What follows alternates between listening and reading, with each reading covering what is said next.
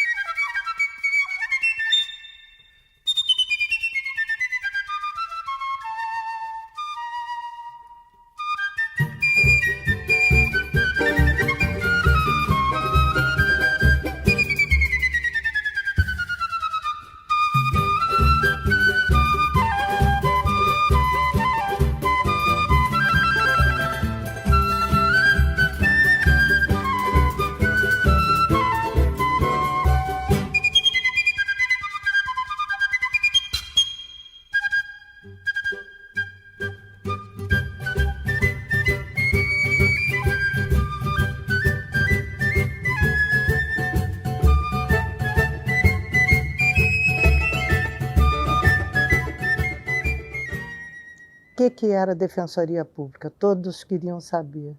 Os primeiros cargos de defensor público, não havia ainda a instituição. O necessitado não tinha assistência, porque o juiz nomeava um defensor, um advogado nativo da sua comarca. E o advogado exercia e aceitava o munus mais para ser agradável ao juiz do que para defender o pobre, defender o necessitado. Então, em junho de 54, o Amaral Peixoto, governador do estado do Rio, ele instituiu 6 cargos de defensor público. Mas não era carreira, eram cargos isolados. Eram cargos isolados de provimento efetivo. Com vencimentos equivalentes a promotor de justiça de segunda entrância. Em dezembro, esses 6 defensores foram nomeados. Eram ex-deputados ou amigos de deputados, pessoas de reputação ilibada, mas que tivessem como característica ter proximidade com o poder político, na época dominado pelo antigo PCDismo no estado do Rio, cujo cacique era o Hernânio Amaral Peixoto. Bons advogados, juristas e competentes, né? Não foi uma nomeação assim de favor político, não. As nomeações foram de caráter jurídico. Mas depois parece que a defensoria tem esse condão. A pessoa aprende que tem que se dedicar. Tem um pobre coitado ali que precisa de auxílio, está clamando por uma condição melhor. Então eles acabavam se entusiasmando e cumprindo o dever também. Então foi um gesto, uma atitude, foi um ato de grande significação para todo o Brasil, porque foi a certidão de nascimento da Defensoria Pública.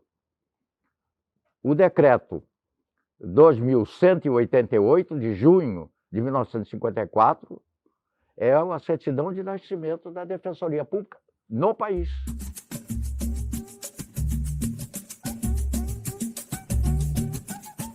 Naquele tempo não havia concurso para defensor.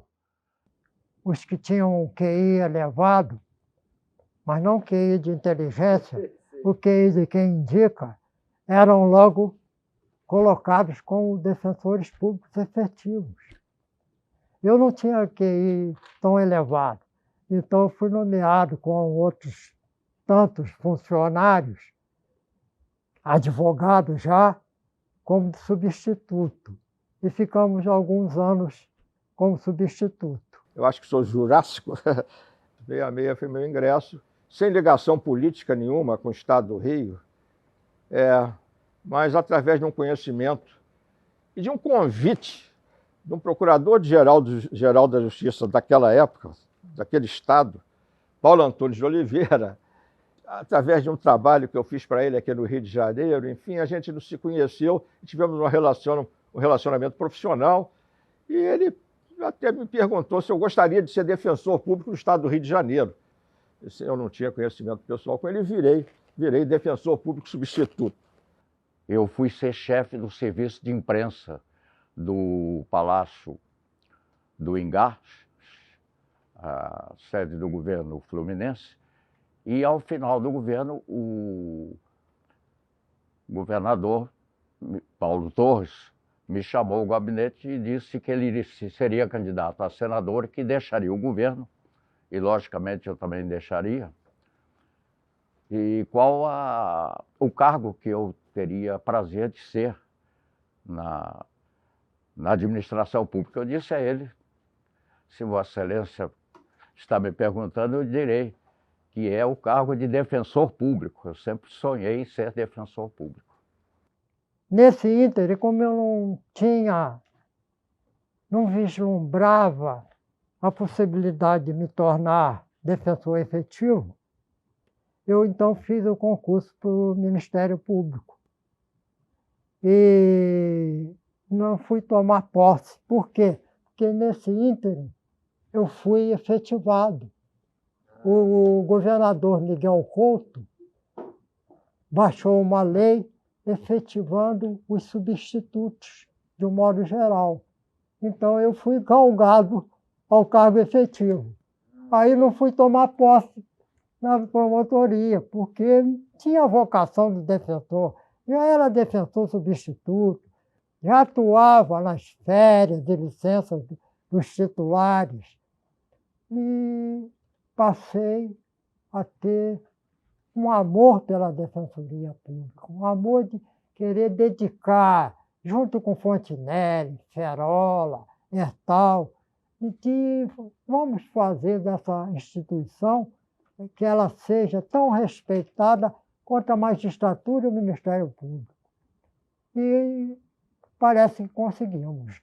O ano de 1970 é um ano áureo da Defensoria Pública. Um dos maiores,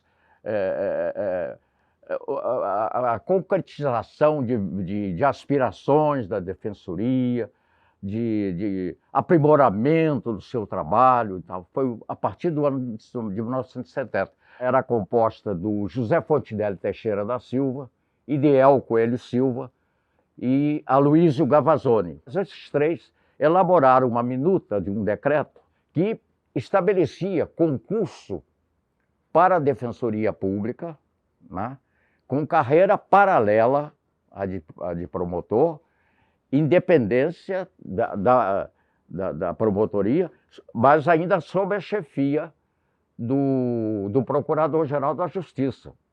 Eu acredito que foi a semente que se lançou da independência da Defensoria Pública, porque até ali ela era atrelada ao Ministério Público.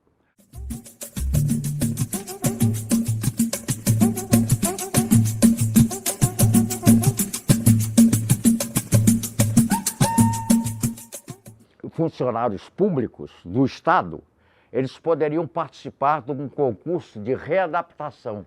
Era um concurso interno, onde nós éramos ao todo quase 60, 50 e tantos defensores, e fizemos esse concurso interno.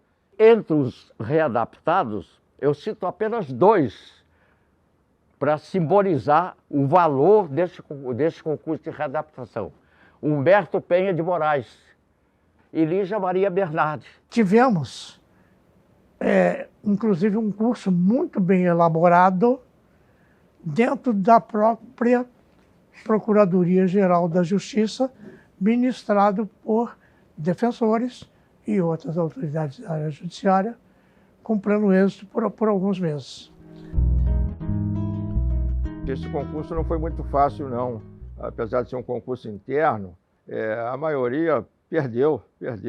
É que a prova oral era uma prova de tribuna. O mínimo de tempo exigido era de 10 minutos. A pessoa não habituada à tribuna não conseguia falar os 10 minutos e ser reprovada. E, às vezes, trazendo uma boa bagagem já. E vou dar um exemplo.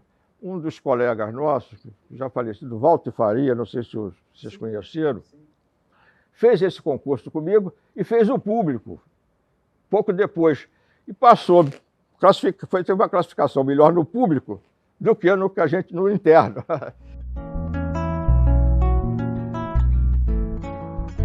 Os pracinhas que fossem bacharéis em Direito poderiam também, através da Lei 286, a Lei 286, participar de um concurso de reclassificação. Eles eram funcionários do Estado.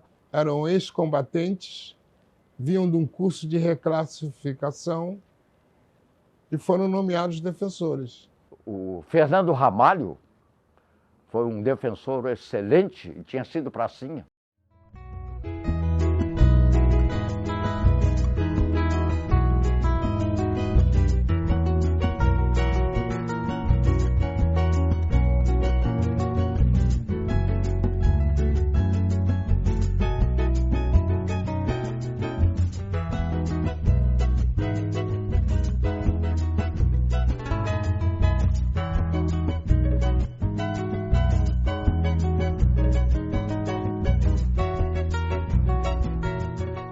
Foi o primeiro concurso público específico para a carreira de defensor público. Foi o primeiro concurso público de provas e títulos. Houve também, paralelamente, outros 2 concursos, um de readaptação e um de reclassificação. Foi o primeiro concurso que houve no antigo estado do Rio, porque até então os defensores eles ou eram nomeados ou eles faziam um concurso lá na Defensoria Pública, quer dizer, e eram admitidos. Tivemos apenas, salvo engano, 16 defensores aprovados, em 1000 e tantos candidatos. E naquele dia eu realizei o maior sonho da minha vida, né? Dia 20 de julho de 1973. Não vou esquecer jamais esse dia, foi um dia muito feliz.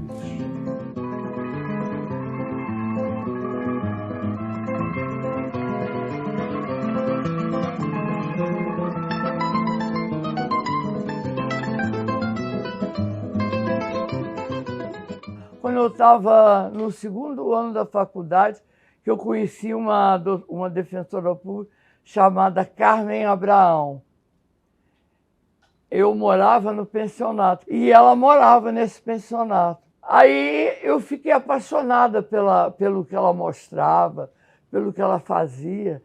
E aí eu falei, eu vou fazer concurso. O concurso foi realizado em 1973, mas no início houve um mandado de segurança e foi suspenso. Depois reabriram o concurso por 10 dias. Lá no estado do Rio de Janeiro, havia a preocupação de que as provas vazassem e também havia influência de determinadas famílias. E uma delas ingressou em juízo com um mandado de segurança contra o concurso público. Queriam fazer uma readaptação, como fora feita anteriormente. Mas o Tribunal de Justiça do antigo estado do Rio de Janeiro não aceitou. Então foram 10 meses, mais ou menos, de suspensão do concurso. Depois reabriram por 10 dias, foi quando eu me inscrevi.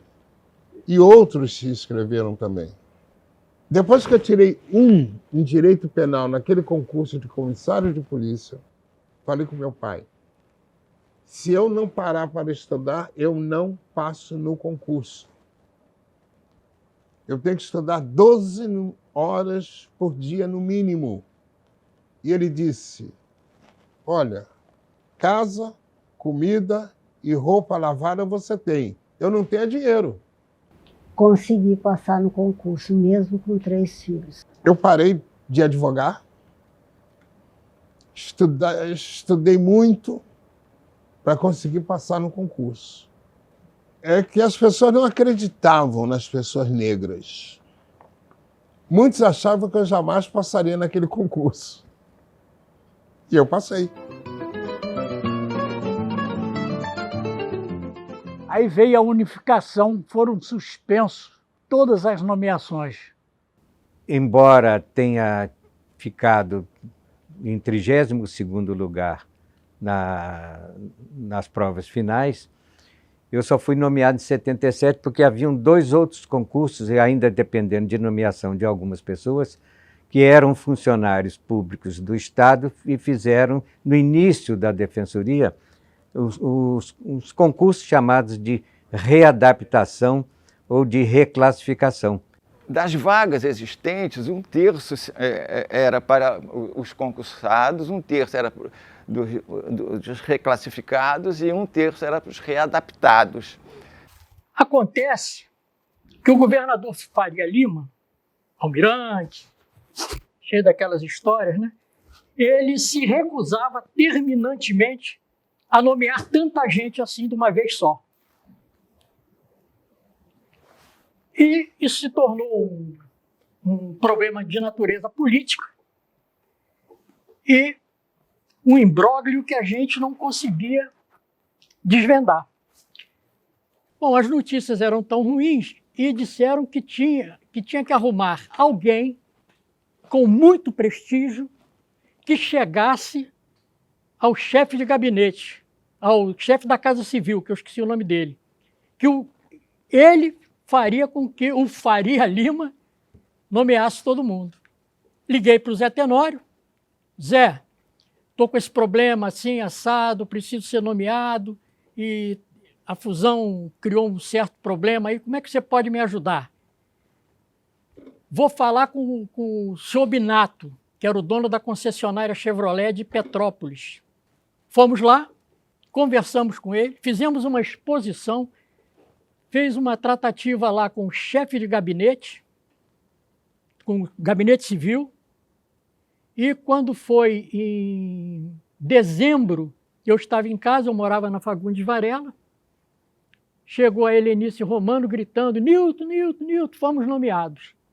Me encheu de orgulho, né? Disse que ele queria que meu pai estivesse vivo aqui com a minha mãe, para ele ver que o filho deles venceu.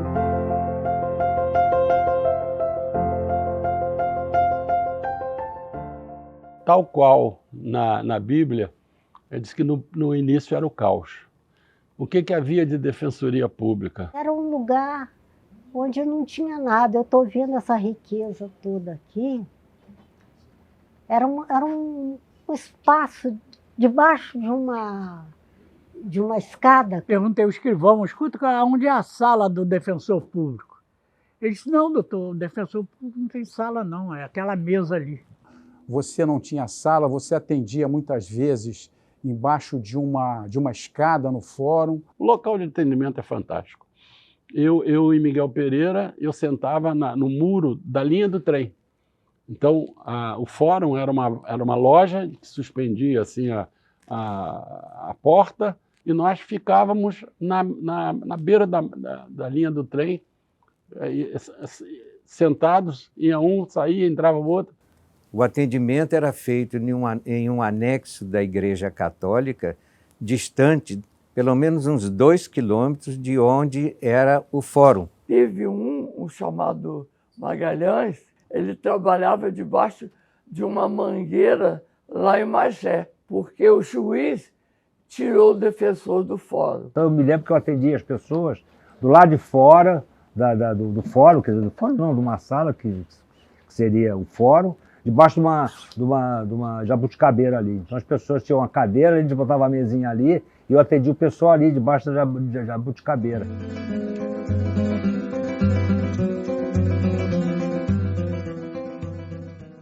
A Defensoria Pública tinha uma sala assim e assim. era um antigo cabeleireiro, com uma pia e um banheiro. Eu morria de sede, eu tomava água ali. Aí o médico falou que a água estava contaminada. Aí eu fiquei 4 meses afastado. Hepatite B, né? Me queixei com um colega, Ronald Cardoso Alexandrino, colega brilhante, e Ronald falou assim, olha, você está melhor do que eu. Eu falei, por quê, Ronald? Porque em Petrópolis, onde eu trabalho, eu peguei um engradado, 2 engradados de cerveja, 2 pedaços de madeira e atendo na porta do fórum, assim, porque não tem lugar para mim. Pior é quando chove. Tínhamos que comprar a nossa própria máquina de escrever e, às vezes, até papel. Onde fazia muito calor, por exemplo, era uma coisa terrível, né? Porque, às vezes, só tínhamos um ventilador. Tinha uma pilha de envelopes que eu perguntei para o doutor Ideal, esse aí o que é? Não, isso são... Nós temos que mandar para os defensores as comunicações dos locais onde eles estão servindo, mas nós não temos dinheiro para comprar o selo. A Vara do Meia é uma pobreza também infinita. Então levei um pano de chão, levei uma vassoura, levei uma opção de coisa para fazer uma limpeza antes. Aí eu falo assim, ué, mas o que essa gringa está fazendo aí?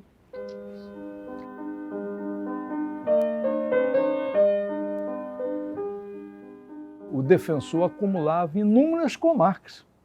Era um juiz para cada comarca, às vezes um promotor para 2. O defensor acumulava 3, 4, 5 comarcas. O júri de madrugada, a gente saía da Câmara Municipal para onde nós estávamos hospedados. Dormíamos no próprio fórum, quando tinha fórum.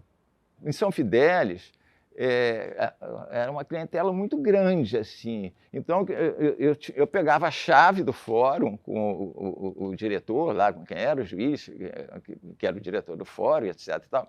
Eu abria o fórum e fechava o fórum, porque quando eu abri o fórum já tinha uma fila de pessoas lá esperando para atendimento, e era um dos últimos a sair do fórum e ia lá para um hotel que ficava em frente. O hotel não tinha chuveiro. A gente, para tomar banho, tinha uma lata, a gente enchia a lata e tomava banho com aquela lata, uma coisa horrorosa, porque era água, banho frio, porque também você não podia esquentar a água quente, porque não tinha onde esquentar a água quente para botar na lata para tomar banho. E eu não estava acostumado a isso, porque advogava, morava no Rio de Janeiro, né? Nunca passei por esse tipo de coisa, entendeu? Sempre tive carro, sempre, sabe, com todo conforto, ar-condicionado no escritório. Mas foi bom, porque isso deu mais empatia, entendeu? Porque você se coloca muito mais no lugar dos outros. Né? Eu acho que isso é importante. O quadro da defensoria era pequeno, então nós tínhamos que acumular. O salário era baixo. E não ganhávamos nenhuma vantagem por acumular. Me designaram para São Fidélis de Cambuci e eu ia para São Fidélis. Pegava um ônibus bem velho, que enguiçava no meio do caminho e que por diversas vezes eu tive que pedir carona a alguém que passasse, depois o ônibus estava enguiçado lá, e para chegar até a comarca. Em Sumidouro, cheguei em Sumidouro, o fórum caindo. Tinha um plano, doutora, isso vai cair aqui, eu não posso fazer júri aqui. O prédio caindo, pau a pique, o jurado chegava a cavalo. E era tudo longe, quer dizer, eu me lembro que eu ia para a comarca, às vezes tinha tanta lama no coisa que tinha trechos que tinha que atravessar de cavalo. Eu subia no cavalo e o cara atravessava para pegar o carro do outro lado. E a gente andava sempre com roupa dentro do carro, com sapato, com gravata, com casaco, porque às vezes sujava com tanta lama que a gente não tinha condições de chegar na comarca e se vestir. Então andava sempre com uma muda de roupa no carro, exatamente para evitar que a gente pudesse trabalhar em condições. Uma dificuldade imensa, a gente não tinha estagiário, era eu sozinho. Quando chegava um estagiário para trabalhar no interior, não queria. Éramos eu e um auxiliar cedido pela prefeitura. Só tinha uma funcionária chamada Francisca, que numa salinha, lá no edifício da OAB de Niterói, atendia aos defensores públicos. Onde a gente atendia, do lado ficava um galinheiro, e era um chiqueiro, era uma troça assim, muito complicada. A infraestrutura que tinha o defensor público era muito ruim. Era você, o promotor, o juiz, o escrivão e aqueles funcionários ali, o oficial de justiça, e acabou, não tinha nada. Eu não sei como é que a coisa funcionava na época, e funcionava. Você tinha que ter muita disposição, muito amor à coisa, se virava, tinha que, enfim, improvisar, mas funcionou, dava conta do recado, dava conta, eu acho que atuava, tinha rendimento, tinha atendimento, tinha uma produção, né, em termos de assistência ao necessitado, ao assistido, sim, funcionava assim. Essa precariedade era suprida pela dedicação dos colegas. Os colegas tinham muito amor pela profissão, pela função. Esse começo, do ponto de vista da logística, foi um pouco difícil, mas todos nós éramos tão entusiasmados, era algo de novo, e ia crescer com a gente, com o nosso trabalho. E aquelas pessoas muito carentes de justiça, me lembro que tinham pessoas que vinham de cavalo. Onde é que você mora? Ah, eu moro não sei aonde, mas quanto tempo daqui à sua casa de cavalo? Ah, daqui à minha casa de cavalo é 3 horas. Falei, por que você não vende o ônibus? Não, doutor, não tem ônibus. Por que você não pega um carro? Não tem carro, doutor. Mas como? Não, só tem cavalo. Então uns vinham de cavalo, outros vinham de charrete. Então uma grande preocupação que a gente tinha é no ir na comarca naquela semana, porque eu ficava sempre imaginando, né? Puxa, imagina se você não vai à comarca hoje e vem aquela pessoa que andou de cavalo 3 horas e não te encontra. Tanto é que pelo que eu me lembro, eu acho que eu nunca faltei um dia na comarca exatamente para ficar pensando nisso.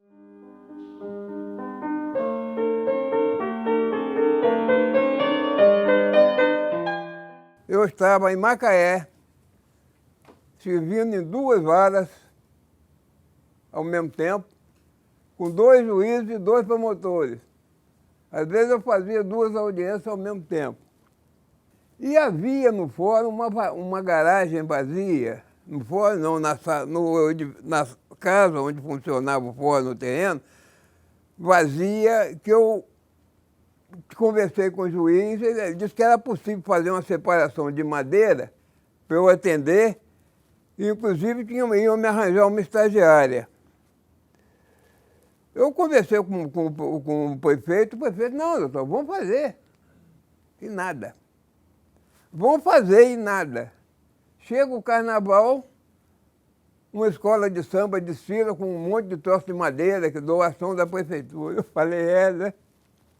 Tudo bem.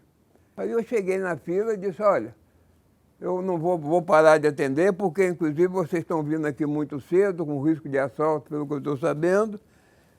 E o prefeito, doutor, o que nós podemos fazer para ajudar o senhor? Eu falei, tudo bem. O prefeito me prometeu madeira para fazer e separar isso aqui, não deu. Vamos para a casa dele. 2 dias depois, estava pronto o negócio.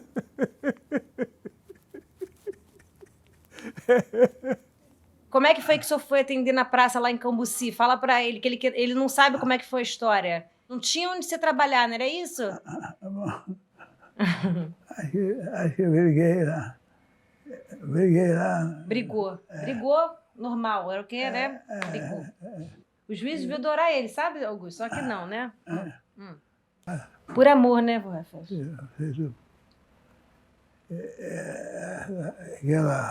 Aquele amor que a gente tinha de Defensoria Pública. Pela Defensoria.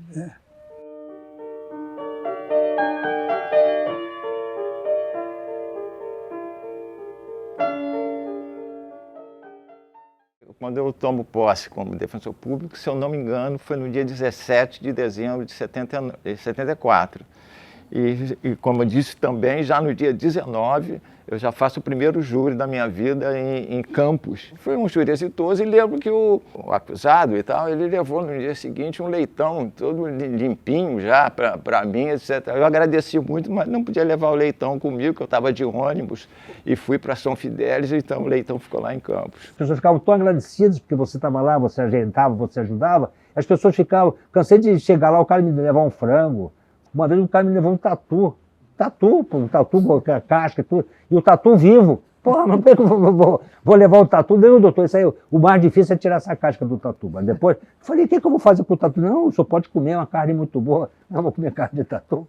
Quer dizer, então era essas coisas desse pessoal muito do interior, muito simplório, entendeu? Então eles não, mas como doutor, o senhor está fazendo isso tudo e não vai cobrar nada? Disse, não, isso é o Estado que está pagando isso. Não, mas eu tenho que lhe dar alguma coisa. Então a dona vinha, trazia bolo, a outra trazia um frango, o outro quis me dar um tatu. Um belo dia, meu amigo, a minha campainha toca em Petrópolis, no meu apartamento. Eu olho pelo olho mágico e falo, meu Deus do céu, era o nosso assistido, com um baita de um porco atravessado aqui, segurando pelos pezinhos, obviamente já pronto para ser assado. Segurando assim, colocado sobre o pescoço, sobre os ombros, aquele baita porco. Falei, meu Deus do céu, o camarada trouxe o troço, pegou meu endereço, descobriu meu endereço, e veio abrir a porta, e aí, aqui, doutor, eu não falei com o senhor, porque estava crescendo, vai estar crescendo demais, também não vou deixar. Está aqui, senhor. Eu falei, não, eu não falei com o senhor que não tinha problema, que eu trazia aqui. Então, quando eu saía, às vezes, tinha lá uma dúzia de ovos, uma dúzia de bananas, entendeu? Laranjas, tangerinas. Eu não posso receber nada disso de vocês. Não, doutor, se o senhor não receber, nós vamos ficar muito ofendidos. Posso contar ou você conta, vô Rafael, o que você fez com a minha mãe? Hein? Minha mãe? Minha mãe, sua filha aqui. Que quando você deu umas galinhas pra ela que você ganhou. Mandou, ó, que eu trouxe de presente pra você. Chegou lá, minha mãe estava recém-casada. Galinha. Foi isso? Duas, né? Duas galinhas. Duas.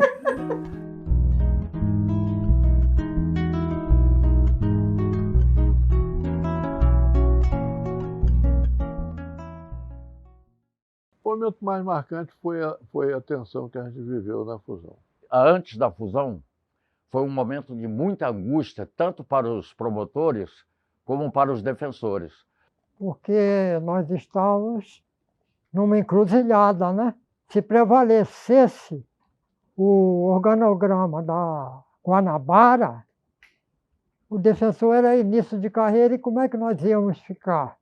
Era uma incógnita. Porque nós não sabíamos o que iria acontecer após a fusão, não? O defensor público era o cargo inicial da carreira. Na Guanabara, o Ministério Público era constituído de defensor público, promotor de justiça e procurador de justiça. O início da carreira era do defensor público, que depois passava a promotor. Isso nos parecia uma cápsula de minúsculo para os defensores públicos, porque quem iniciava no Ministério Público estava querendo ser promovido e deixar aquele período da defensoria, que seria uma passagem.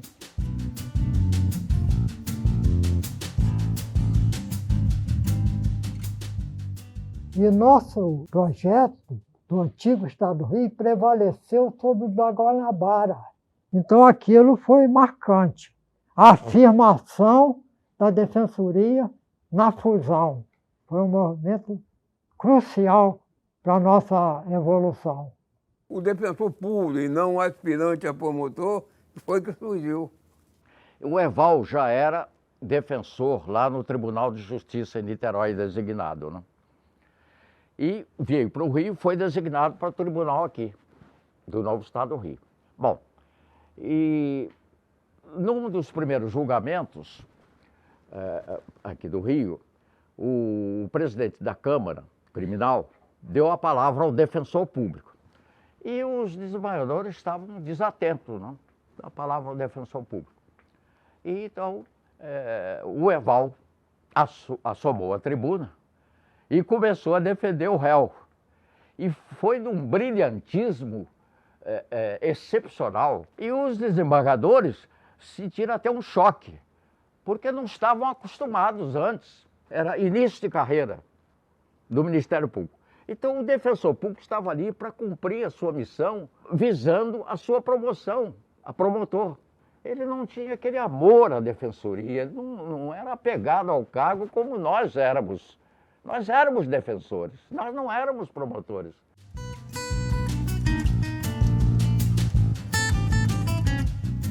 Nós tínhamos um quadro que chegou a 300 e poucos defensores, depois de alguns anos.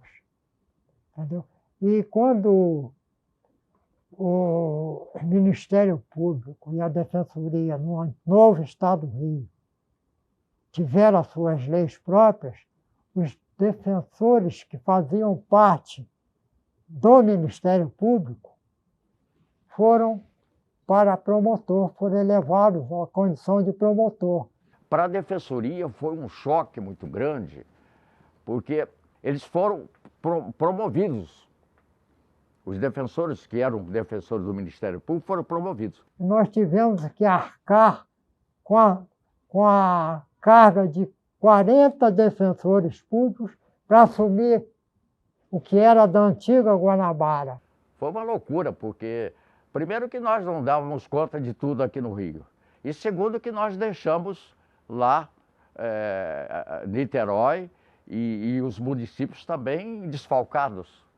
Que tivemos que desguarnecer o interior para assumir a Guanabara nessa transposição dos defensores do Ministério Público para a promotoria. Foi um período muito difícil. Me parece que uns 2 ou 3 promotores, eles optaram em continuar como defensor público. Lino Romano foi um dos que optaram pela defensoria, ele não quis ser promotor. Então eu me lembro que o Fontenelle disse, nós vamos nos arrebentar de trabalho, mas nós vamos ficar, a defensoria vai ser do Estado do Rio, do antigo. Então nós pegamos todo o serviço da defensoria, acumulamos comarca, acumulação de comarca, sem maior remuneração, sem diária, sem nada.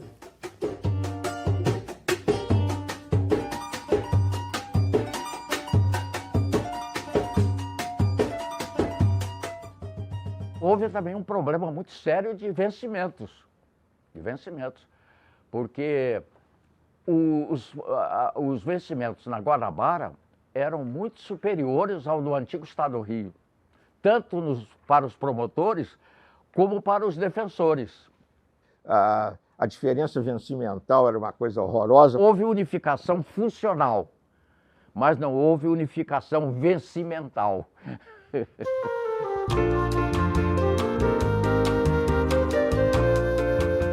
Julgavam-se superiores a nós do antigo Estado do Rio de Janeiro. Essa era a grande realidade. Quando nós viemos para a capital, nós sofremos um preconceito muito grande, sim. Inclusive, houve esse problema com os juízes também. Parece que queriam que os juízes fossem um subjuiz ou qualquer coisa assim. Mas aqui nós tivemos que provar a nossa capacidade, porque nós éramos tidos como pessoalzinho do interior, né? E fomos muito testados na nossa capacidade.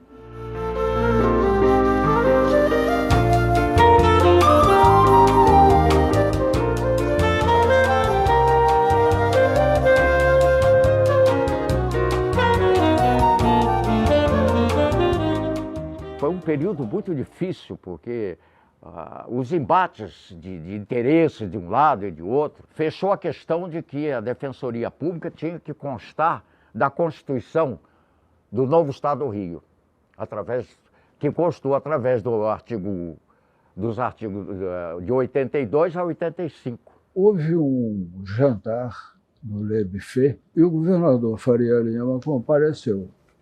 Compareceu e declarou no discurso dele que era um orgulho para ele ter sancionado a primeira Constituição estadual do Brasil com um capítulo sobre a Defensoria Pública. Em um período muito curto, de 7 anos, a Defensoria Pública, do Decreto-Lei número 286, que a instituiu no antigo Estado do Rio, em 1970, até a Lei Complementar número 6, de 77, no período de 7 anos, nós nos ombreávamos a instituição do Ministério Público, que era secular. Então, veja só, no tempo de ditadura militar, isso foi em 1975, depois 77, nós tivemos uma lei que era magnânima, que era humanística, que dava ao Conselho Superior uma superioridade que podia até insurgir-se contra o próprio procurador que o presidia.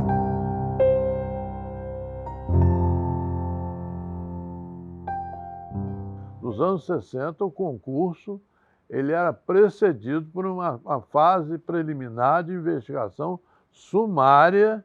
Se você torcesse pelo time contrário ao general que estivesse no poder, você era sumariamente eliminado. A minha investigação foi avocada pela Tamir. O cara não se animar, eu era anti-regime, né? Eu disse, eu estou lá com o teu processo, o seu pedido de inscrição. Eu sei que tu és vermelho, tu é meio bem chegado, a coisa, mas eu abonei você, viu? Quero você na defensoria. É uma prova de que há barreiras que podem ser superadas pela fraternidade, pela identidade de caráter, né? Essa coisa toda, né? Eu fico emocionado com isso, porque foi um momento muito bonito da minha vida, muito bonito. Eu me lembro de um caso, cliente da defensoria, que havia matado um cabo do Exército, em plena ditadura militar. Então, era uma causa difícil e até perigosa. Mas nós tínhamos que enfrentar, né? Eu consegui uma testemunha que assistiu a tudo e se prontificou. Eu perguntei a ela se ela estava em condições de ir no dia do júri lá dar o depoimento dela, que seria marcante e que seria muito importante para o impacto com os jurados. E ela se prontificou. Ela é corajosa. Falei, eu assisti a tudo. Falei, senhora, confirma tudo que está me dizendo? Confirmo. Foi lá, no dia do júri em plenário, deu esse depoimento que configurava nitidamente uma legítima defesa do meu cliente, porque o cabo estava com a arma e tinha ameaçado. O nosso cliente foi absolvido. Eu ganhei a causa pelo destemor dessa testemunha.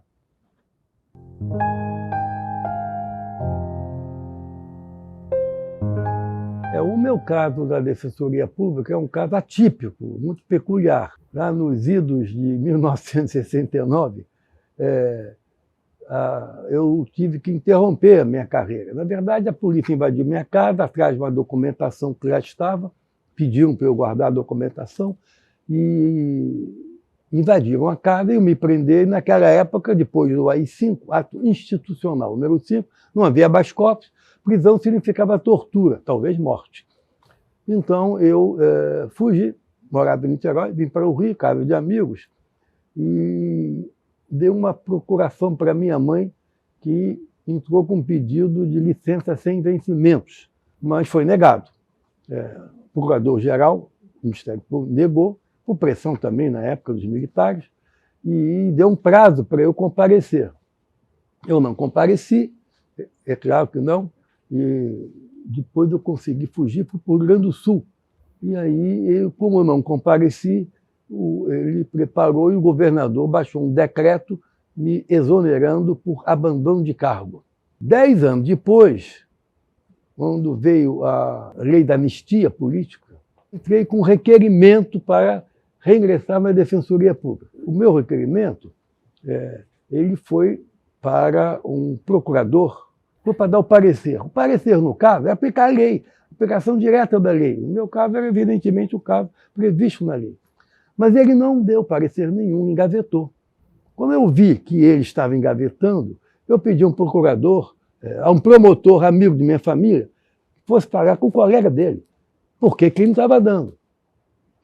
Aí ele disse para esse promotor o seguinte: não, amanhã isso pode mudar, eu vou dar um parecer favorável, eu sou obrigado a dar parecer favorável porque é aplicação da lei. Eu tenho que dar favorável, eu não quero dar porque amanhã isso muda, eles vão pegar. Eu nunca vi tanta covardia moral. Mesmo quem desse negativo, eu recorria.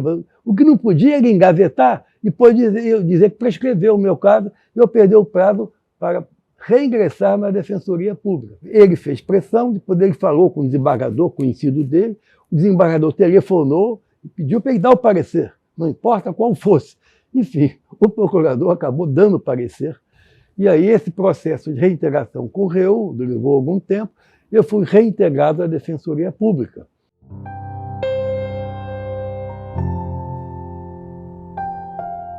E aí, quando eu requeri o reingresso à Defensoria Pública, o que ocorreu? Tinha um processo contra mim lá na comarca de Duque de Caxias, que havia sido engavetado, sobrestado, porque eu fui banido.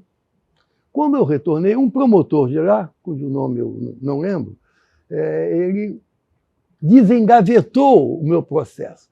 Era um processo criminal contra mim. E aí ele desengavetou. Aí eu fui lá, estudei o processo e fiz uma defesa com base uma jurisprudência do Supremo Tribunal Federal, que diz que quando o servidor público não comparece a trabalhar para salvar sua vida ou defender sua integridade física, isso não configura o crime de abandono de cargo, porque não existe o animus abandonandi. Mas aí a juíza, na época uma juíza, estudou o caso e deu uma solução técnica. Ela viu que havia lá um procedimento que não foi feito e, a partir daí, ela decidiu pela prescrição. O processo estava prescrito, ela decidiu pela prescrição e o processo foi arquivado.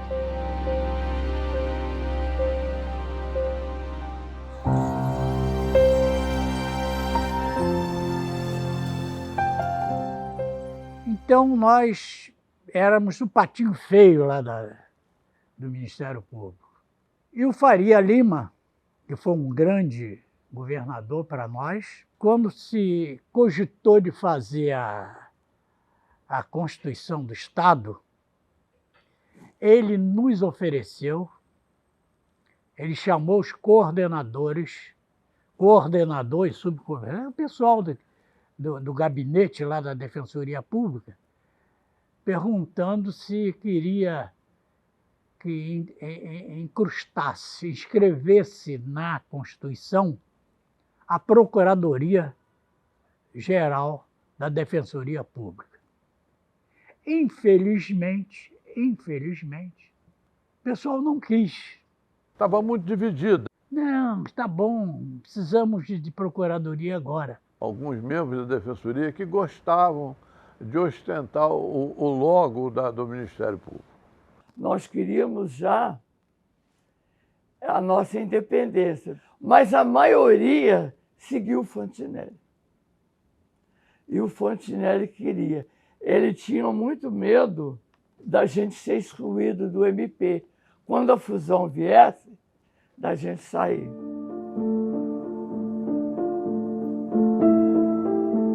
No governo Chagas Freitas, eu acordei um dia com uma péssima notícia. A Defensoria Pública foi tirada a fóspes. Nós dormimos no Ministério Público e acordamos como um apêndice da Secretaria de Justiça. Nos chutaram. A palavra exata é essa, não existe. Eles nos chutaram do MP, da noite para o dia. Uma reunião feita na Assembleia de madrugada, alterar a Constituição e tirar a Defensoria Pública e jogaram na Secretaria de Justiça. Isso é muito humilhante, pô. Se não me engano, o Ministério Público ensaiou fazer uma greve e o Chagas Freitas, então, queria que fossem nomeados defensores para exercer aquela função. E foi falado que não poderia ser, porque eram defensores e não promotores. E aí ele resolveu, então, tirar a Defensoria e mandou para a Secretaria de Justiça.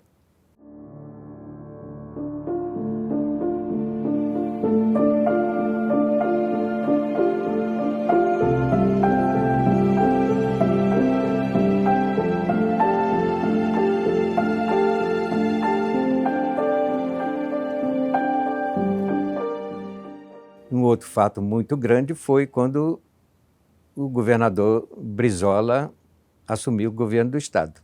Eu acho que eles não entenderam o que seria a Defensoria Pública. A política do governador Brizola, que queria mandar, e tentou mandar a Defensoria Pública para como se fosse um setor de assistência social, quer dizer, uma humilhação para aqueles defensores. Nós já estávamos na Secretaria de Justiça e a classe passou por um período muito desgastante. Seríamos agregados à Fundação Leão XIII, que era uma fundação assistencial. Então, nós éramos confundidos também, como, eles são tão bons, eles ajudam as pessoas. Nós éramos altamente técnicos, peritos na arte de conduzir um processo. Eu tinha um amigo que pertencia aos quadros do partido vigente, o senador Roberto Saturnino Braga. Indicou o doutor Vivaldo Barbosa para secretário de Justiça e Interior, de quem eu passei a ser assessor especial. E alguns amigos dele, chegados ao Ministério Público, chegaram a aconselhá-lo. Nós ficávamos aninhados na Fundação Leão XIII. Então, nós ficamos muito de sobreaviso, de vez em quando havia uma especulação, onde vamos colocar a defensoria. Eu me atribuo esse mérito de tê-lo ouvido do intento, porque ele teve conversa, tomando uísque com alguns amigos do Ministério Público e tal.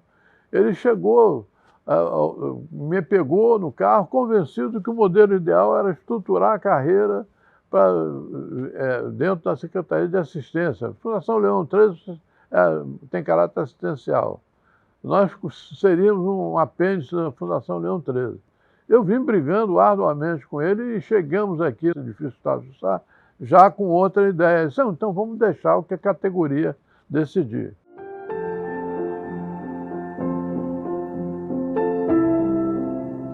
Eu achava que só com a Procuradoria nós teríamos independência, nós poderíamos ter outros, independência administrativa, financeira. Bom, aí veio o governo de Brizola. Ele não cumpriu em nada que prometeu. Eu aí fiz um outro movimento para a criação da Procuradoria-Geral. Alcançando a Procuradoria, seria mais fácil nós conseguirmos o que temos hoje. Era o objetivo maior da classe. O Orlindo fez uma lei orgânica da Defensoria Pública e levou para um deputado do PDT, que eu não esqueço o nome dele, que era muito amigo da Defensoria Pública, e o cara apresentou essa lei na Assembleia Legislativa, criando a Procuradoria-Geral da Defensoria Pública, cargos e tal. Eu acho que nem cargos não criava muito. A maioria da Assembleia era de pedetista. Eu fui na casa de cada deputado e conversei com eles. Olha, o que nós estamos pedindo é o que vocês defendem. E conseguimos, na primeira votação, criar a Procuradoria. Mas teria que ter a segunda, né? Quando o Vivaldo Barbosa soube disso, ficou indignado, considerou traído. E, para mim, a perseguição contra a Defensoria Pública no Rio de Janeiro, pelo governo do Brizola, começou aí. Um colega nosso ligou para mim e disse, Elinho, sabe o que está acontecendo? Isso não. Olha, está uma reunião aqui na Coordenadoria da Defensoria Pública com o Vivaldo Barbosa. Eles estão apanhando assinatura de diversos, convocaram os defensores públicos. E foi o coordenador, subcoordenador e seu Vivaldo Barbosa para a Assembleia. Aí foi feito um acordo, né? Que também dividiu muito a categoria, porque o pessoal não queria acordo. O pessoal que estava com o Orlindo, que era Lígia e tal, o Orlindo sempre foi um cara brigou muito pela instituição.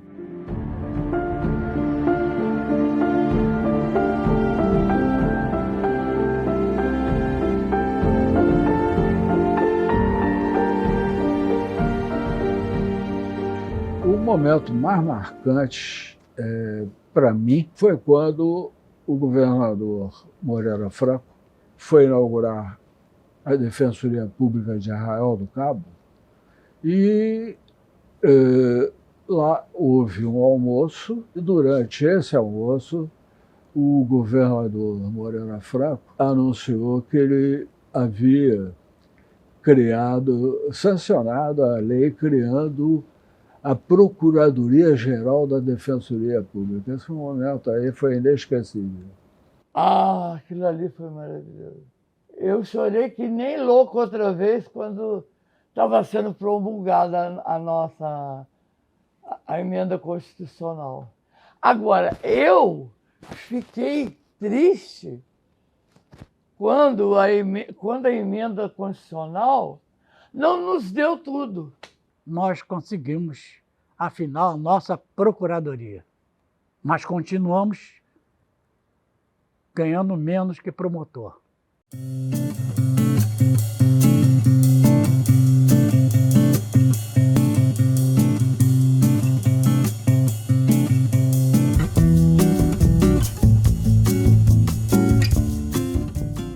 Nós tivemos 12 ou 13 colegas que foram reprovados no concurso de Defensoria Pública porque não atingiram na prova de Direito Civil a nota que deveriam ter para prosseguir com as provas seguintes. Impetraram o mandado de segurança e conseguiram eliminar e continuaram fazendo os exames. Quando chegaram no final, eles fizeram um requerimento ao governador dizendo assim: governador, nós não passamos nessa prova, mas na totalização nós temos pontos muito a mais dos que eram exigidos. Então nós requeremos a nossa nomeação.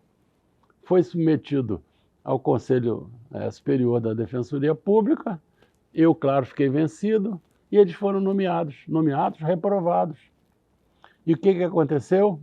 Foi a ação popular que quem vos fala teve a audácia de impetrar contra Leonel de Moura Brizola. E o Orlindo e a Lígia entraram com a ação e ganharam a ação. E teve esse episódio também. Foi uma briga muito feia.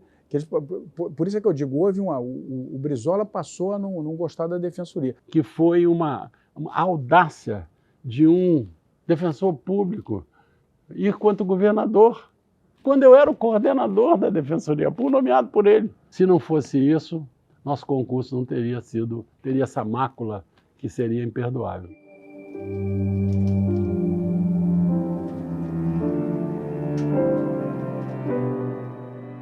A crise com o Brizola foi terrível, Foi a pessoa que mais perseguiu a Defensoria Pública na história da nossa instituição. Eu vou dizer por quê. Jogo político. Porque anteriormente foi eleito Moreira Franco, que era de outro grupo político, e não sei até que ponto a Defensoria e também os procuradores do Estado apoiaram o Moreira Franco. Na volta, ele deu troco. De uma forma massacrante. Eu não perdoo. Porque por decreto inconstitucional, ele reduziu os nossos vencimentos. Ninguém pode reduzir vencimento de funcionário público por decreto.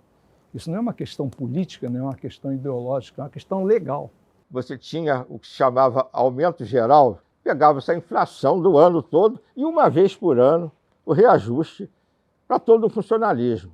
Ele eliminou, fez um aumento geral, excluindo daquele aumento defensores públicos, procuradores do Estado e delegados de polícia. Você não pode privilegiar e conceder todas as benesses a quem acusa e retirar esses direitos a quem faz a defesa dos juridicamente necessitados, que eram os defensores públicos. Essa aberração jurídica foi objeto de um mandado de segurança. Digo o número, que isso é histórico, o mandado de segurança 351. Eu tomei a iniciativa de impetrar o mandado de segurança 351, que terminou com um número de 2.000 pessoas beneficiárias de todas as categorias. Em julgado no Supremo Tribunal Federal, 16 anos depois. Eu levei 23 anos fazendo essa causa. Na história da Defensoria foi o momento mais crítico da instituição, quando nós fomos esvaziados, nós tínhamos um quadro de centenas de defensores já naquela época, né? E, de repente, um número expressivo de defensores, saiu para outras carreiras. Porque eles não podiam viver, tinham família. Nós fomos atrás de um precatório. E o precatório é aquela... Né? Nem todos conseguiram receber. Alguns morreram ao longo da espera. E o Salvador Conte, quando foi fazer o júri, disse, olha, eu não vou fazer o júri, doutor, eu não vou fazer o júri porque eu não tenho condições emocionais para fazer o júri. Eu estou com o meu condomínio atrasado, estou com a escola da minha filha atrasada, estou com a prestação do meu apartamento que foi comprado, financiado atrasado, e eu não tenho condições emocionais. E isso vai fazer com que eu acabe prejudicando quem não tem nada com isso, que é o réu. Eu não tenho condições e por isso eu não vou fazer o júri. Isso teve uma repercussão espetacular. Outra coisa que eu gosto muito também são essas instituições que nós temos. A ADPERJ faz um trabalho fantástico, a ADPERJ, acho eu, entendeu? A Camarge também é uma instituição nossa, fundamentalíssima. Esses novos tratadores não podem deixar de participarem de uma Camarge, de uma ADPERJ. A Camarge, Caixa de Assistência do Defensor Público, eu fui um dos fundadores. Eu sou o associado número 5 da Camarge. Me lembro que o que se comentou é que um promotor de justiça, o Chagas Freitas tinha sido promotor, teria pedido ao governador um jeito dele obter um empréstimo para um tratamento de saúde nos Estados Unidos, para tratar um câncer. E aí aquilo teria sensibilizado o governador e ali foi criada, então, a Camarge e também a Caixa de Assistência lá do Ministério Público.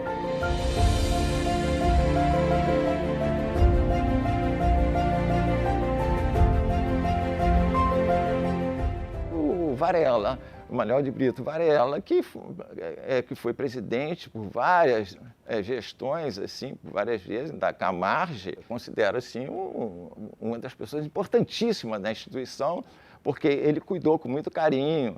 Eu fui um fundador. A minha matrícula na Camarge é 0001. Quando a Camarge foi criada a Camarge, a Caixa dos Defensores, dos Promotores, dos Procuradores e dos Juízes. E todos os presidentes eram chefes institucionais. E os defensores, ninguém quis ser, né? Então vamos botar o Varela aqui. Então fizeram uma eleição, quem vota no Varela levanta o dedo, não sei o quê. Ele está acostumado a lidar com isso, não sei o quê, né? E eu fui eleito por base do levanto o dedo. E nessa brincadeira eu fiquei 25 anos na Camarge. Não 25 anos seguidos, mas durante várias eleições.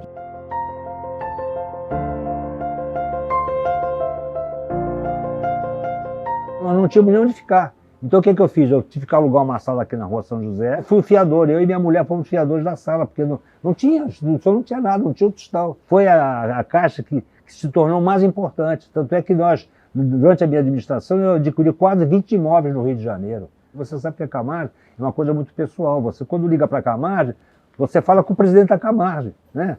Quando você precisa de alguma coisa da Camarge, você não fala com o funcionário. O defensor fala direto com o presidente. Então não tem dificuldade. E aí eu abro portas, né?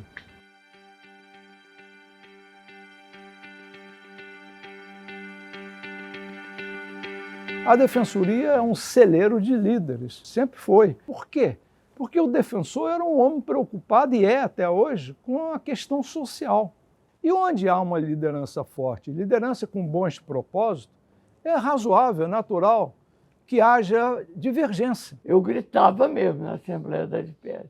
As pessoas começavam a falar, você estava dando instruções e o pessoal falando. Aí eu gritava mesmo. Eu não vejo ninguém gritando mais. Parece que aquele pessoal da gritaria aposentou e saiu. O exemplo que eu tenho é realmente esse, do Fontinelli com o Raul. Um era advogado do outro, nas questões pessoais deles, particulares, mas divergiam. O que dividia sob o ponto de vista das ideias, os grupos, eu formava com o Fontinelli. Do outro lado tinha a Lígia Maria Bernardi. Eu acredito que o Raul Portugal, que é irmão do Fontinelli, era irmão do Fontinelli. A diferença fundamental era a seguinte: o grupo do Fontinelli queria garantias legais de autonomia. Que ele dizia o seguinte: olha, a gente pode ir até para o Ministério da Agricultura, mas se o defensor público tiver autonomia, que o chefe não puder mandar ele fazer isso ou aquilo, é que é fundamental. Já o outro grupo queria uma Procuradoria-Geral da Defensoria Pública, queria um órgão administrativo para abrigar os defensores públicos. O Fonte dizia o seguinte: o ideal são as duas coisas, Mas sob o ponto de vista da possibilidade do Estado, é melhor você ter uma lei que te dá garantias funcionais do que você criar uma secretaria que dá muita despesa. O ideal é as duas coisas.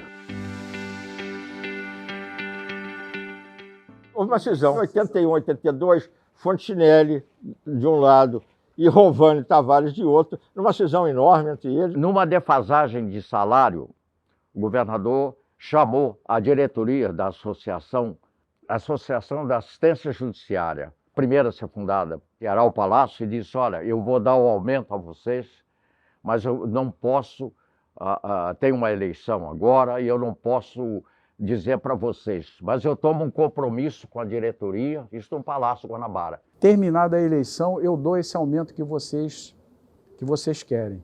Mas os colegas, a maioria talvez, não aceitou a promessa, não confiava na promessa do governador.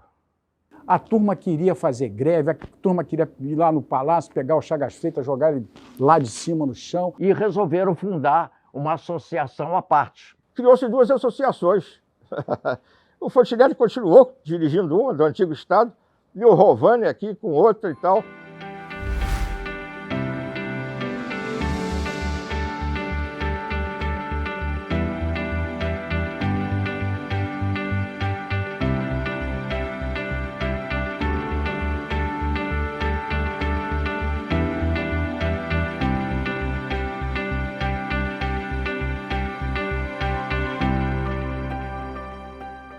Quero dizer o seguinte, a defensoria me ajudou muito. Os defensores votaram comigo. Meu slogan foi Iélio Rosa, o defensor da região dos Lagos. E disse, olha, minha proposta para conseguir com vocês é o seguinte, a Assembleia Legislativa vai ser o prolongamento da Defensoria Pública. E para isso eu vou colocar o meu chefe de gabinete como um defensor público. E foi José Fontinelli, meu professor, Teixeira da Silva, que ficou 4 anos no meu gabinete, e aquele período foi um período de entrosamento perfeito entre a Defensoria Pública e a Assembleia Legislativa. E aí eu tive cerca de 44 mil votos.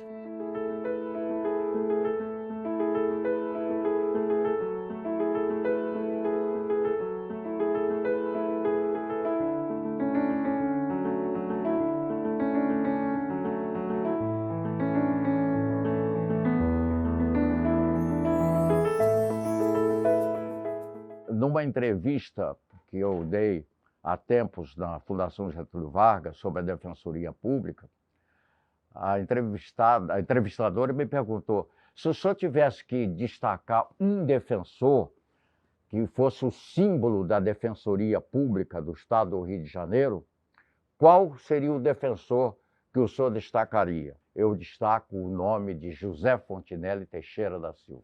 Fontinelli foi um baluarte. Grande nome da instituição. Ele suou a camisa para a Defensoria. Quando a gente estava desesperado, não tínhamos mais para onde ir, era o Fontinelli, que era o nosso colinho, era aquele ombro amigo que tanto trabalhou, tanto fez. Para mim é o defensor público número 1. Né? Você pode... Evidentemente ele não foi o fundador da Defensoria Pública, mas eu acho que ele pode ser considerado como fundador da Defensoria Pública do Estado do Rio de Janeiro e certamente do Brasil inteiro, coadjuvado às vezes pelo Humberto Penha e às vezes vice-versa. Eram os dois, andaram o Brasil inteiro pregando a nossa instituição no formato que ela tinha aqui, que passou a ser modelo para o Brasil inteiro. Eu não concordava com muitas das posições deles, mas ele tinha total coerência com aquilo que ele defendia. Eu entrei na Defensoria com o pensamento de esquerda, né? E o Fontinelli sempre foi um conservador liberal, sempre foi um cara... E todas as ideias que o Fonte dava, eu era contra. E todas as vezes ele estava certo, eu estava errado.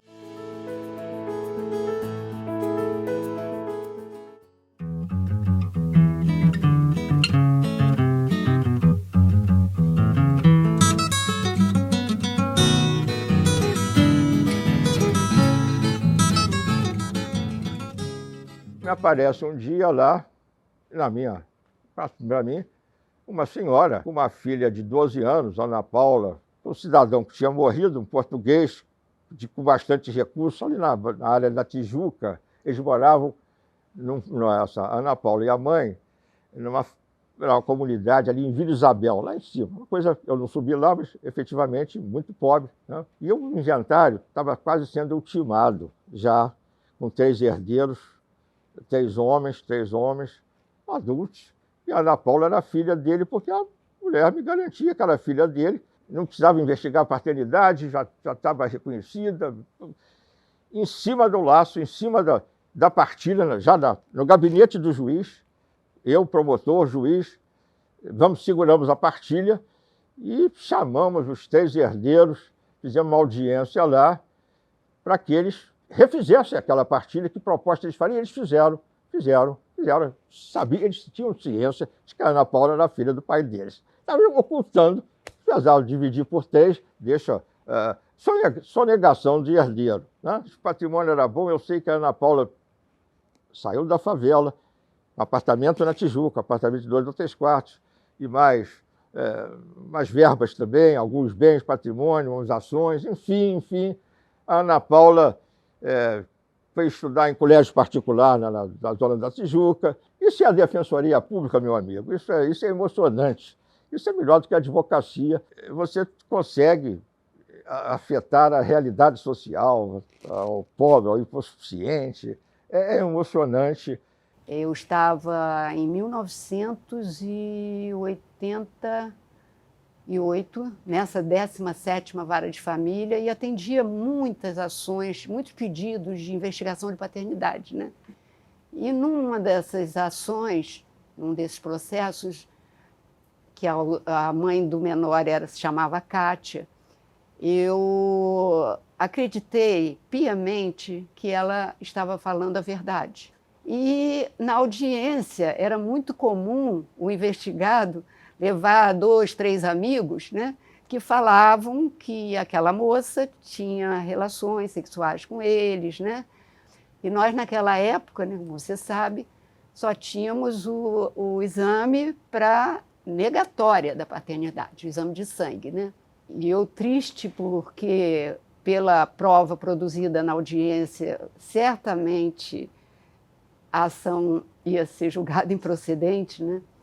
Eu me deparei com o Jornal do Brasil, a folha está aqui, e aí o doutor Sérgio Pena acaba de desenvolver um método de determinação da paternidade pela moderna técnica de impressão de DNA. Quando olhei isso no Jornal do Brasil, eu corri no gabinete do juiz e peticionei que ele, juntando essa matéria, oficiasse para o Instituto Hilton Rocha. E nós conseguimos que ela fizesse o exame e realmente o rapaz fosse colocado como pai do Bruno, que eu não esqueço o nome, e conseguiu realmente ter o pai dele inscrito na certidão. Nós tínhamos sido os primeiros a pleitear o exame de DNA através da Defensoria Pública. E um certo dia apareceu um casal, de um rapaz, seus 18 anos, 19, com a esposa, e ele queria anular o casamento porque ele achava que quando casou, ela não era mais virgem. Mas por que você está dizendo isso? Você já teve experiência sexual com ela antes? Não, nem ele nem ela até então tinham tido nenhuma experiência sexual. O que ele relatou foi de que na noite de núpcias, na relação com ela, ele não viu nenhuma resistência, né, e nem sangramento. Aí eu comecei a conversar, a apurar por que aquilo. A família está, os pais dele do lado de fora, os pais dela também, e a moça, coitadinha, chorava e falava, mas você foi o meu único namorado, né? Olha, eu fiquei pelo menos umas 2 ou 3 horas com eles, conversando, mostrando como seria a primeira relação sexual, como funcionava o corpo do homem, o corpo da mulher, tá? Eu acredito que eu tenha convencido, porque mandei depois chamar os pais, conversaram, se abraçaram e foram embora. Nunca mais eu os vi.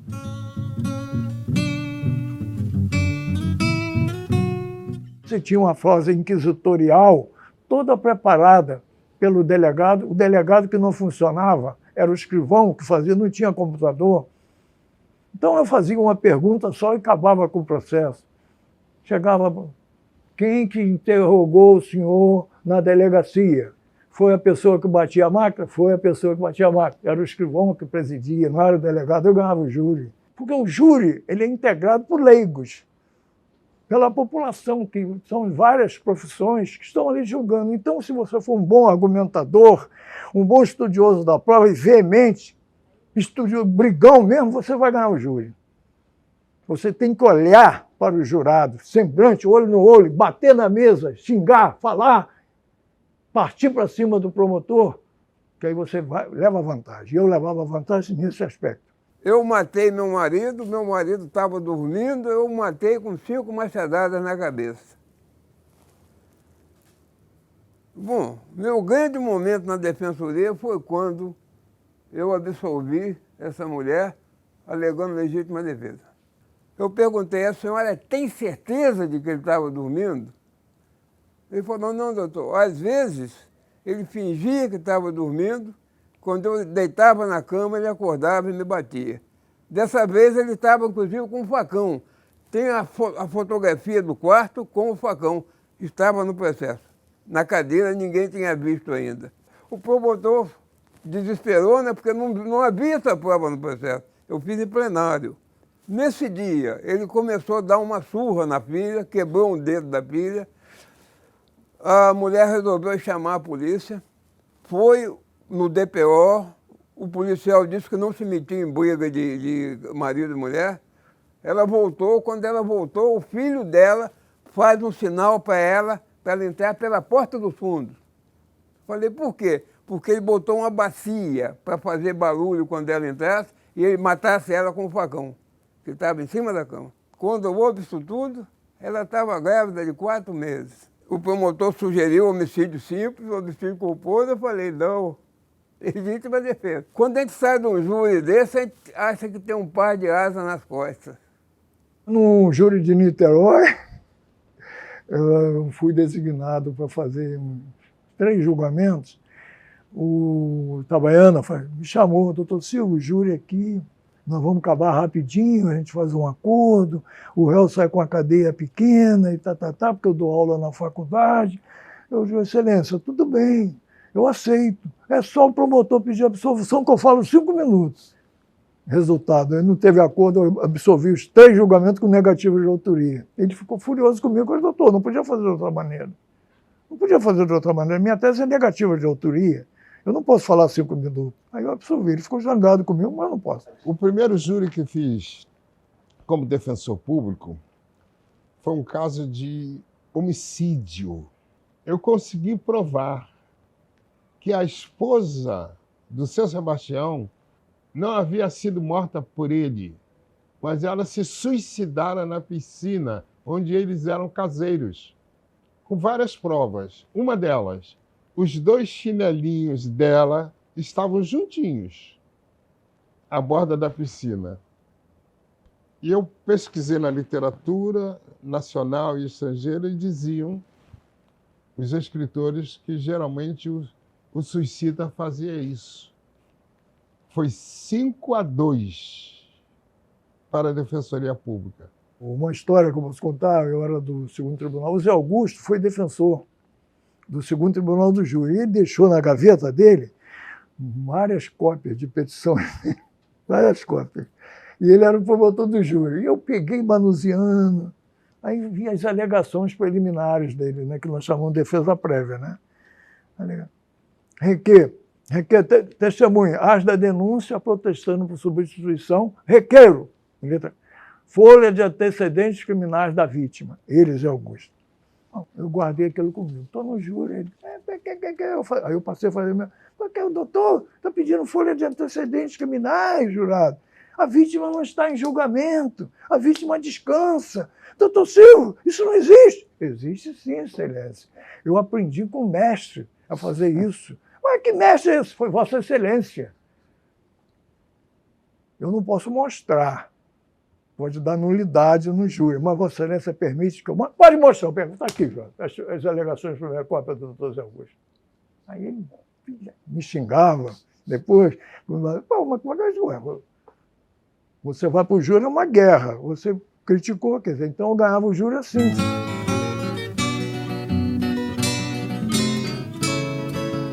Eu sempre visitava os xadrezes, para ver quem estava lá há muito tempo, porque acontecia isso, principalmente o carente, ficava na delegacia, ficava preso e ultrapassava o prazo dele ficar ali.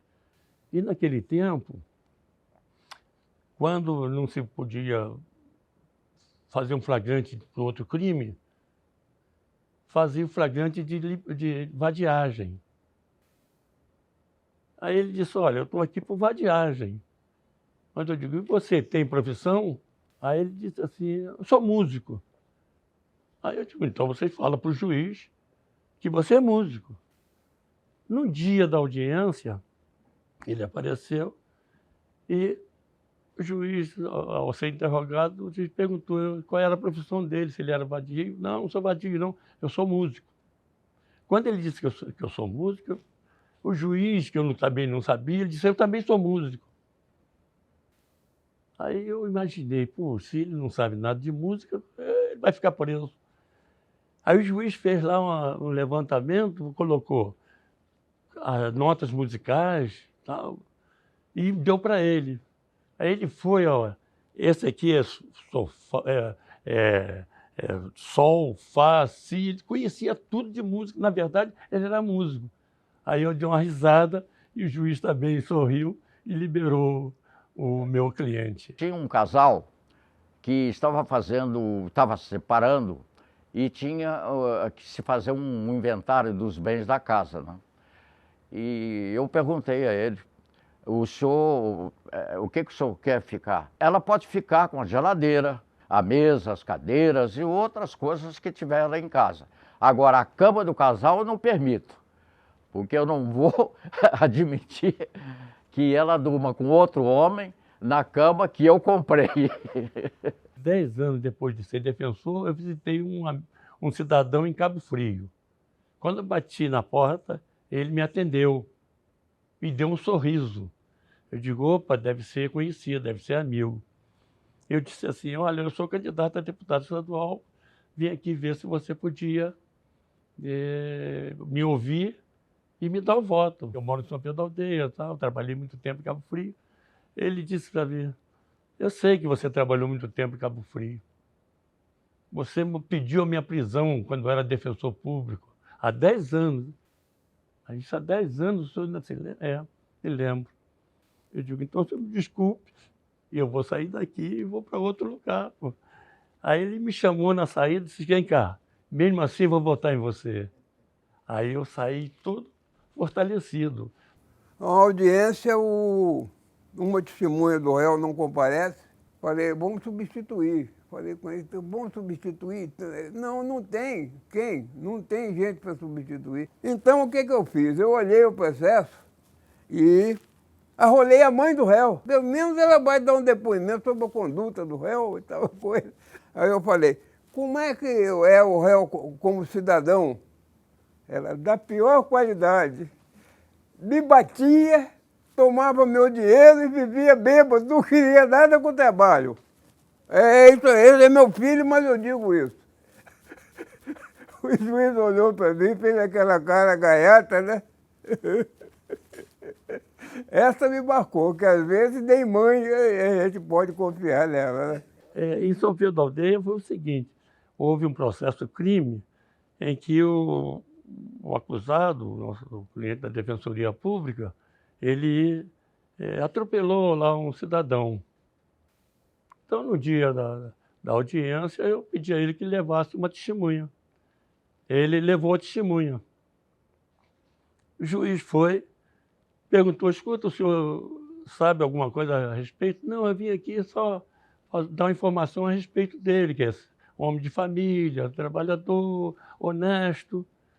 E você sabe alguma coisa dele, da direção do carro?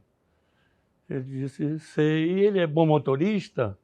Aí eu testemunho de doutor, péssimo motorista, péssimo. Aí o juiz ligou, olhou para mim e disse, escuta, doutor defensor, ele é péssimo motorista. Tem outra pergunta a fazer? Eu pensei e disse, o que ele entende por péssimo? Ó, doutor, ótimo, ótimo. É motorista espetacular. Aí eu dei uma risada e o juiz soltou o meu cliente.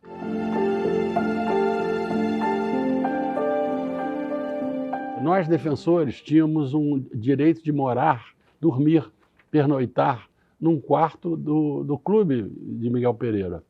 E a minha primeira esposa, ela ia na sexta-feira se encontrar comigo, nós dormíamos e descíamos no sábado de carro.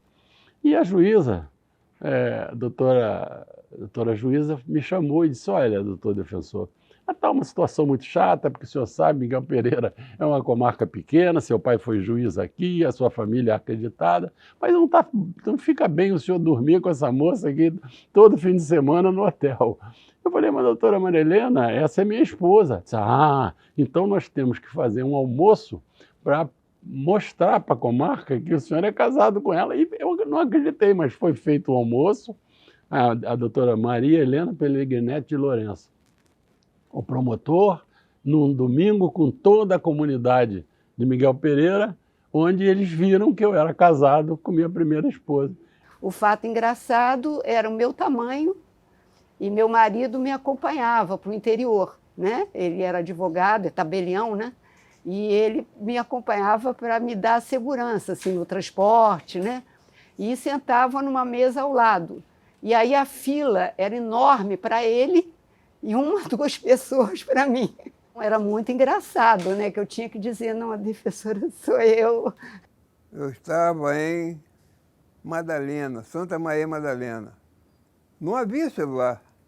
Estava para nascer a menina e eu precisei tive que usar o rádio da Polícia Militar para entrar em contato com minha mulher, porque não era ainda a era do telefone celular. Eu acumulava, além disso, o papel de mãe de 3 filhos recém-nascidos. Então, realmente, era diversas vezes o processo chegava de noite na minha casa e quando eu ia ver estava todo rabiscado pelas crianças. E tinha que chegar no dia seguinte no cartório e implorar para serem refeitas as capas, né?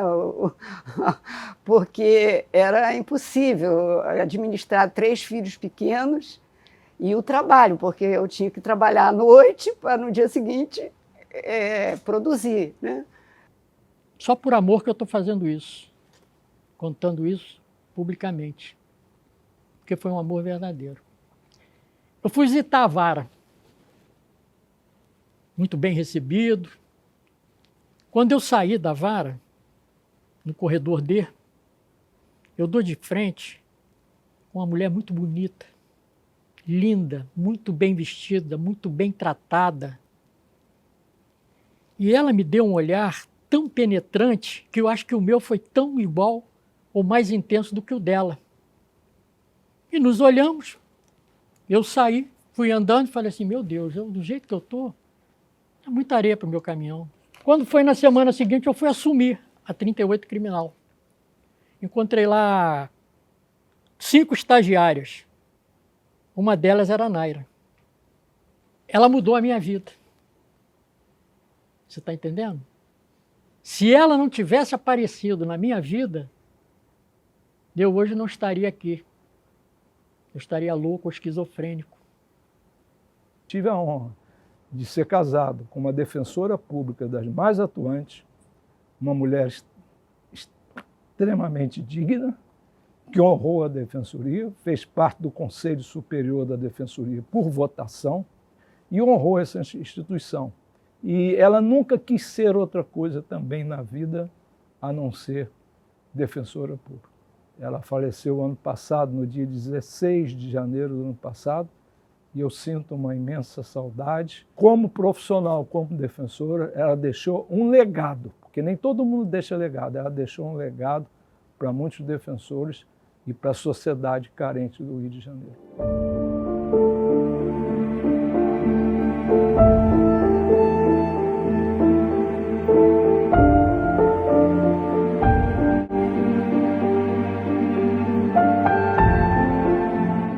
Humberto Penha que usava isso. Acho que ele colocou até num livro que ele escreveu junto com Fontenelle, que os holandeses se gabam de terem construído a Holanda. Se Deus construiu o mundo, os holandeses construíram a Holanda. Fazendo uma paráfrase com os holandeses, eu digo que os defensores é que fizeram a defensoria pública. Eu não acredito até hoje que a gente conseguiu tudo isso. E perto do que a gente era, nós somos a 7ª maravilha do mundo. Semana passada eu fui tomado de um orgulho assim, idiota, meio infantil, de saber que a defensoria foi acompanhar os pormenores da incursão policial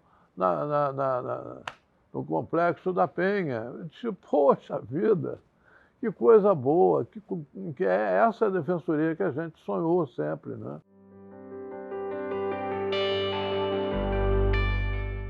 Quando Caim matou Abel, né, o Deus, né, aquela voz, né, surgiu e disse, Caim, que fizeste a teu irmão? Né? Deus era onisciente, onipresente, ele sabia tudo que quem é religioso sabe disso. Mas mesmo assim ele perguntou ao Caim, Caim, o que é que tu fez? Ou seja, ele deu direito de defesa ao Caim. Então, para mim, a defensoria pública está centrada nesse direito de defesa, que sobressai mais na questão criminal, mas é sob todos os pontos de vista, qualquer tipo de direito. Então, você sentir que você participa de uma instituição que tem essa função, não tem como você expressar a satisfação e a alegria que você já teve na instituição, que foram muitas. Estagiei com Raul Portugal, Carmen Abrão. Foi aí que eu me apaixonei pela defensoria, porque o sonho, quando me formei, era mesmo uma carreira de promotor. Chegava em casa, no fim da luta, da batalha, muito feliz, porque tinha atendido pessoas que você poderia resolver ou já teria resolvido alguma questão. Tudo que diz respeito à defensoria pública me comove e me seduz. Me seduziu. Eu fui absolutamente seduzido pela defensoria, pela advocacia para o pobre. Isso me afeta profundamente. Eu acho que acertei no alvo, eu não tenho dúvida disso. Estou feliz até hoje, sabe? Com toda essa trajetória de luta toda. Eu lamento não ter feito algumas coisas. A ação civil pública já não é do meu tempo. Estou me lembrando de outro caso aqui, uma processória de 25, uma reintegração contra 25 assistidos em Volta Redonda. E eu consegui regularizar, entendeu? E todos eles viraram proprietários, posseiros, possuidores, proprietários. Também é um negócio fantástico. Eu me identifiquei muito mais com a defensoria pública pela sua própria natureza. Tive vários empregos. Eu fui funcionário do Banco do Brasil, eu fui funcionário do Banco Central, para finalmente encontrar a função lá de defensor público, quer dizer, aos 28 anos, provavelmente, que foi o último emprego, assim, a última fase da minha vida de emprego. Trabalhar para ganhar dinheiro, né? Essa não, a gente ganha dinheiro, mas está fazendo coisas que espiritualmente está feliz, né?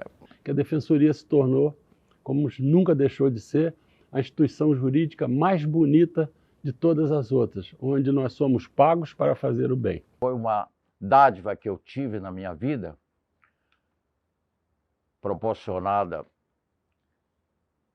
a mim e à minha família, de ser defensor público. E tenho um orgulho enorme, isso ficou patenteado e registrado devidamente no decálogo que eu redigi em 1973. Eu fiz sob a forma de acróstico com a palavra defensoria, desenvolvendo os itens, certo? No dia até o A no final.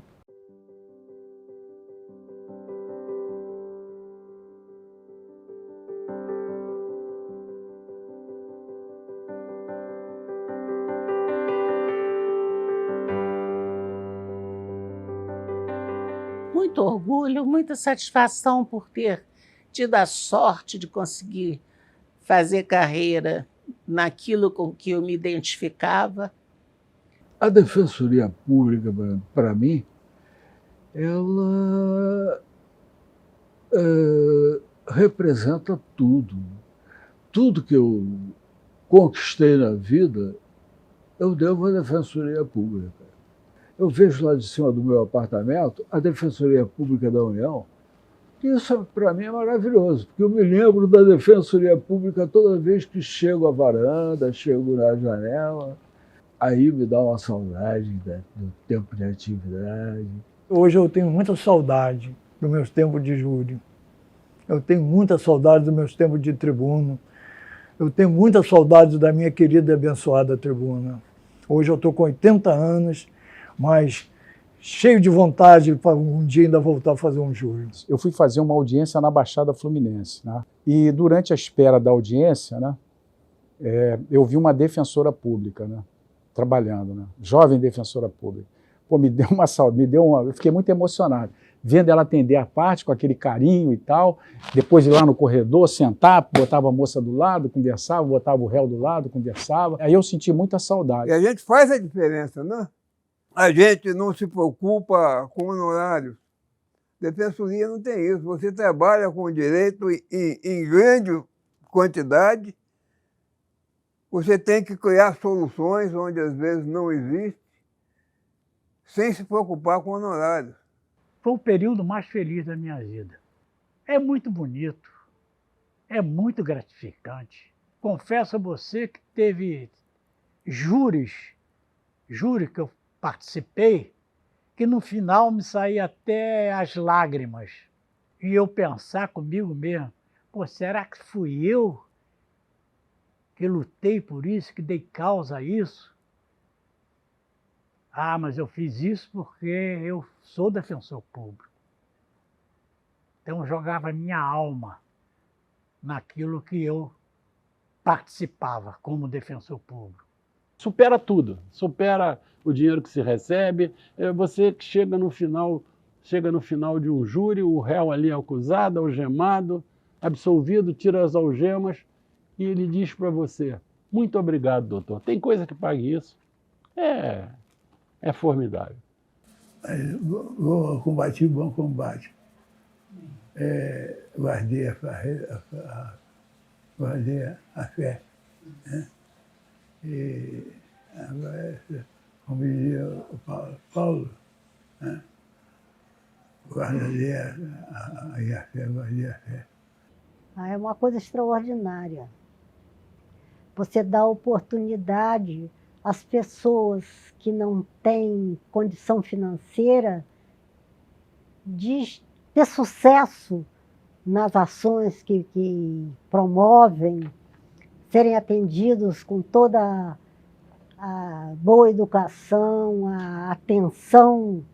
Eu acho isso uma coisa muito, muito boa, muito boa. Eu acho que a Defensoria Pública é fundamental para as pessoas, principalmente num país como o nosso, que, com tanta desigualdade, com tanta pobreza, com tanta miséria, sabe? Você imagina se não fosse a Defensoria Pública? Não é essas demandas, essas discussões, esses despejos, essas demandas judiciais todas, que se não houvesse uma Defensoria Pública atuante. O dia que eu falecer, eu gostaria que tivesse lá a faixa da Defensoria Pública.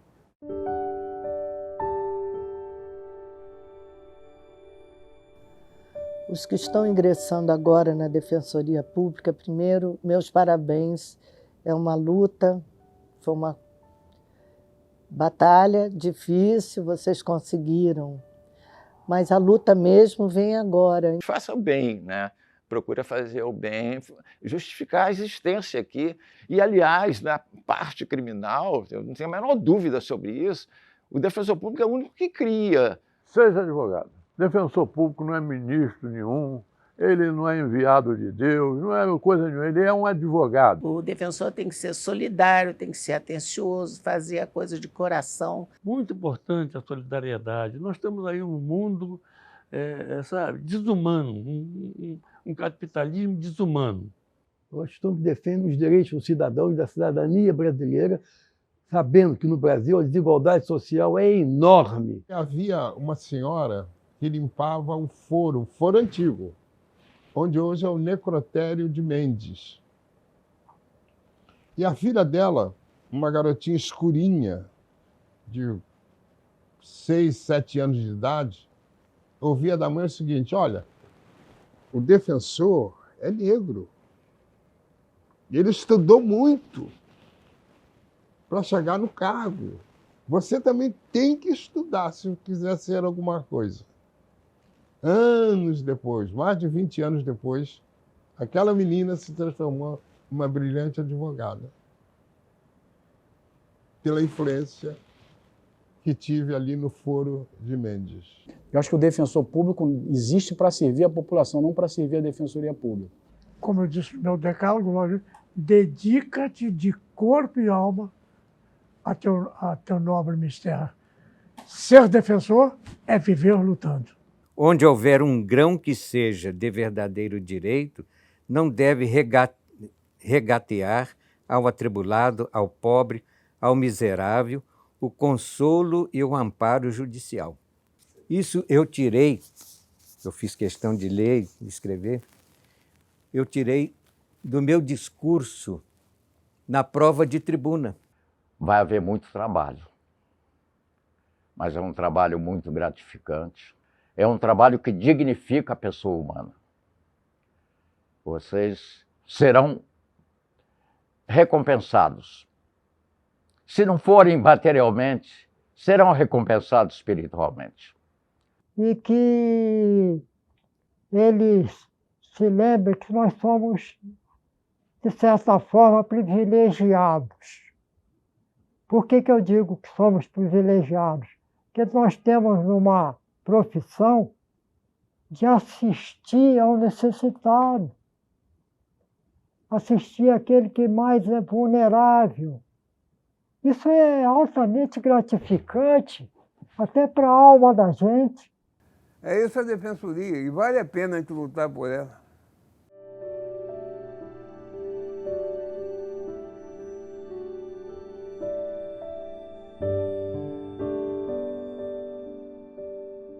Minha mãe era alfabetizadora na penitenciária Vieira Ferreira Neto, na Alameda Boaventura, em Niterói. Alfabetizava presos. E tem um fato engraçado, abre-se um concurso de defensor público.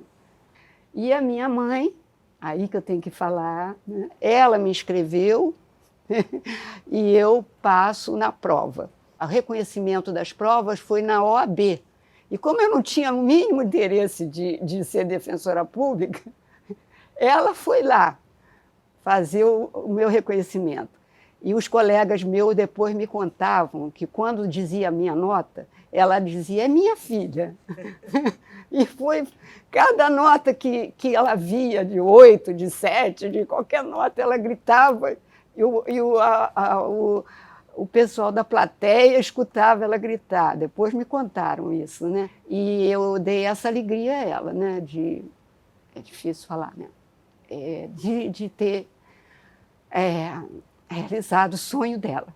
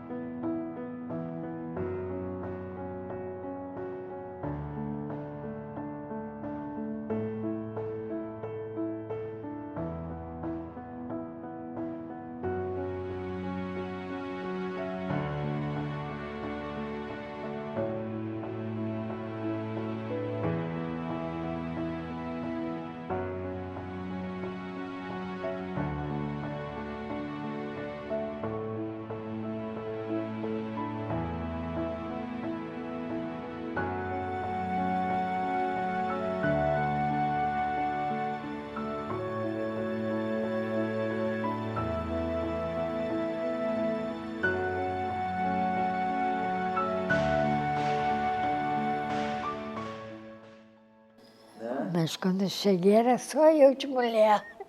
Tudo era eu. Maria Anice faz isso. Maria Anice vai fazer isso. Eu falei, mas vocês fazem. Eles eram meio folgados, então. Eram meio folgados. Folgado, né? Advogado, não. Olha, trabalhei muito em Cantagalo, que é minha terra, né? Nova Friburgo, Cachoeiras, mas um trabalho gratificante, que eu gostava, sempre gostei. Eu gostava de tudo. Tudo? Ter os colegas, os clientes, o contato com a clientela, gente pobre, né? Tem que ter consideração. Fiz concurso para promotor, passei. Meu marido falou, mas é um absurdo, você passou no concurso, o promotor está ganhando mais do que o defensor. Eu falei, não importa ganhar, o importa é a gente, o que a gente gosta, né? Não sei se eu mereço, mas adoro a defensoria. Eu achava que era a minha casa. Ai, ai, ai, que saudade. Sou defensora com muito orgulho.